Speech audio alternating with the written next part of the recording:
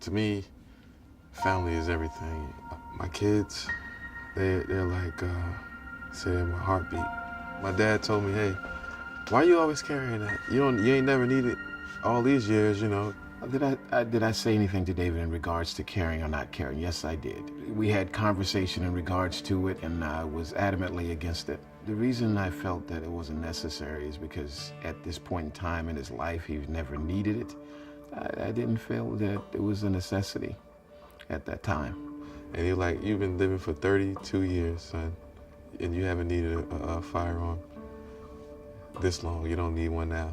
That weekend, I didn't carry it that weekend that he said that. But the weekend after, he had said the same thing. Like, man, why are you carrying it, man? You know what I'm saying? Why are you doing that? You didn't see last weekend, you was cool. You didn't need it last weekend. You gotta be prepared for anything at any time, anywhere.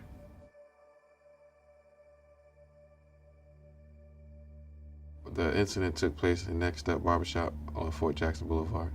I let my sons go to Chauncey because he's best. For some reason, he's good with the kids. Nothing seemed different about that day. It was a normal day, and I was in a rush for some reason. I don't remember exactly why. I was in the second chair because I normally come to Chauncey chair. I was in a rush. I went to the second chair, and getting our hair cut, and two guys came in, and one was holding a long shotgun. The other one was holding a handgun. They had hoodies and masks on. Door opened, so I didn't look. Then I seen the guy walk past with a gun. And then I heard the guy standing beside me with the shotgun. I seen him in my peripheral vision in the mirror. And I said, okay, this is for real. I thought he was gonna shoot me in my head, just, or shoot me just to set an example, let everybody know he was serious. I never really came into that encounter before in my life, so I didn't really know what to do. But the only thing that I knew what to do at that time was take my kids and just hold them and just keep them safe. It's kind of like time slowed down and kind of got quiet, and the first thing the guy with the shotgun did was kind of it was an Indian gentleman sitting in the first chair, with Chauncey's chair, and Chauncey, they made them get on the ground, The gentleman asked me to get down, knocked me down after he had knocked my customer down, and then as I was down, I noticed a commotion going on. The guy with the handgun walked to the back and started from the back getting everybody's money. And meanwhile, the guy with the shotgun was kind of like put the gun right on his head, right the shotgun right on Chauncey's head, and I kind of like tensed up because I could have sworn that he was going to just take him out right there, man, And that's when I asked him, I said, my kids are here, please don't shoot. I don't want anything to happen. I'm grabbing my kids and I'm looking at David to see if he was going to do anything. And then the guy was going around to everybody, asking them for their money, and then David directed him to his coat. And as he was coming back this way, he was patting everybody down, and I realized that I had my firearm on me, and I didn't want him to pat me down. So I said, hey, my money is over there in my bag, in my jacket on the seats, and he went looking for it. And when I had the opportunity, I took it to shoot, so I shot him. I shot at him first because I felt as though that if somebody was going to do something, it would have been him. Because how he was acting and it seemed like unstable, even with the gun. It seemed like he was very unsafe with the gun, swinging it around randomly at people. The first thing I thought that I was hit with the guy, being there, because I just smelled the smoke. And I'd never been shot, so I didn't know. I said, maybe I'm just numb. But the gentleman ran out the back door, and we went in pursuit behind him. Unfortunately, he ran out and crossed the street and collapsed and died, I started telling the children to get down, because I didn't know if it was still going to be some shooting going on. And they were still sitting up in the chair, hollering and screaming. A young lady that was sitting in front of me with her daughter and her son, she was just looking at me screaming. I was telling her, get down. And she didn't know what to do. And I turned and tried to shoot the other guy, but I missed. And like I said, I think that guy is pretty blessed, because if you look at the door, it's like a bullet hole right in the door where he was stumbling out, and it's very close to him. So he's lucky that he got away. And he still got away. He's at large. Nobody found him yet. So He spoke about, he said, he called his father. Immediately said, "Dad, you told me not to carry my gun. Don't ever tell me not to carry my gun again." He said, "Because I had to use it tonight and protect, the people at the barbershop." And he explained to him what had happened. I gotta say that I was happy that he was able to protect himself, my grandson, and the patrons in that shop at that moment. The way I feel about him carrying a gun now, after the incident, is there are certain times that when he's going certain places that I would feel comfortable if he had the weapon on him. Because there was an incident in a barbershop in Jersey where after the robber, had robbed everyone, he executed everybody. And we don't know.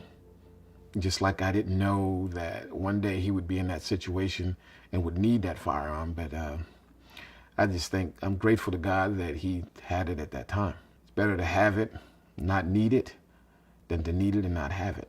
After it actually happened, I haven't left the house in like 3 months. And, I lost my job because of the fact that I wasn't going to work, because I was scared to leave the house, because I didn't know how to handle it. I stayed up all night, couldn't sleep. Kind of got emotional, cried a little bit, Sometimes, like that, especially from the first part, when it first happened, when I fall asleep, and I dream about it, and you see him come in, and right before you take the shot, I wake up, jump out my sleep, I contacted USCCA when I got to the police station. The first thing that I did was, I recorded a statement, and then I sat down and contacted USCCA, and I told them what happened. My name is Corey Fiebel, and I am the director for the USCCA Law and Critical Response Team.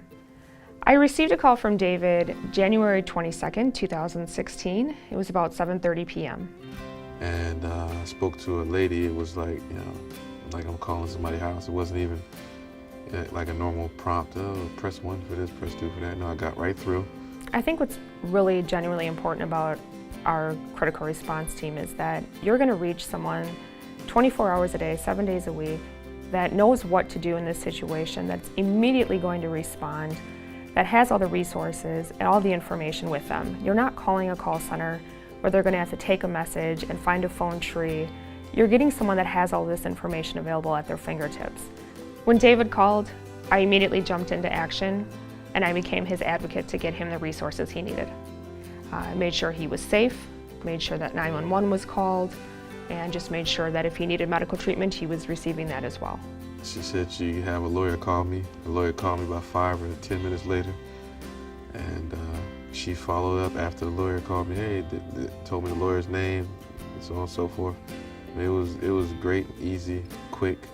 Within minutes, I had an attorney on the phone with David and walking him through the process and what he should and should not say to the police until he was able to arrive on scene. Without the USCCA, I probably would have been nervous and afraid that I might be going to jail for a little bit till they clear this up.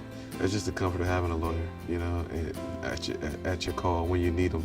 The USCCA provided me one of the best lawyers in the state of South Carolina, and he actually specializes in police officers discharging their firearms, so this is his specialty. David and I stayed in contact for a while after his incident. Thankfully, he was not brought up on charges, but he did want to become an advocate for others. And we connected several times with him wanting resources and information, and he wanted to share his experience, and he wanted information on how he could help others that have gone through this as well. Well, someone carrying a firearm concealed without any type of insurance, I would tell them they're playing Russian roulette.